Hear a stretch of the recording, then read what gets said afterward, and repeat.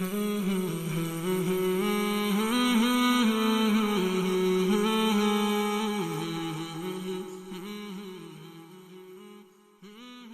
بخاری حدیث نمبر 20۔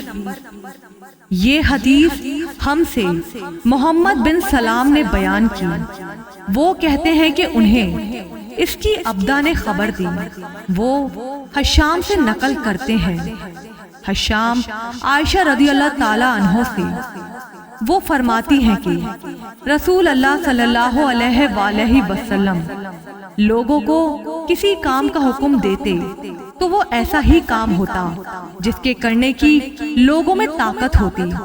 اس پر صحابہ رضی اللہ تعالی عنہ نے عرض کیا کہ یا رسول اللہ، ہم لوگ تو آپ جیسے نہیں ہیں، آپ تو معصوم ہیں اور آپ کی اللہ پاک نے اگلی پچھلی سب لغزشیں معاف فرما دی ہیں، اس لیے ہمیں اپنے سے کچھ زیادہ عبادت کرنے کا حکم فرمائیں۔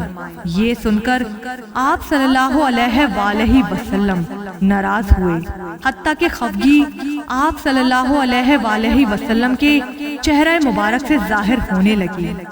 پھر فرمایا کہ بے شک میں تم سب سے زیادہ اللہ سے ڈرتا ہوں اور تم سب سے زیادہ اسے جانتا ہوں، پس تم مجھ سے بڑھ کر عبادت نہیں کر سکتے۔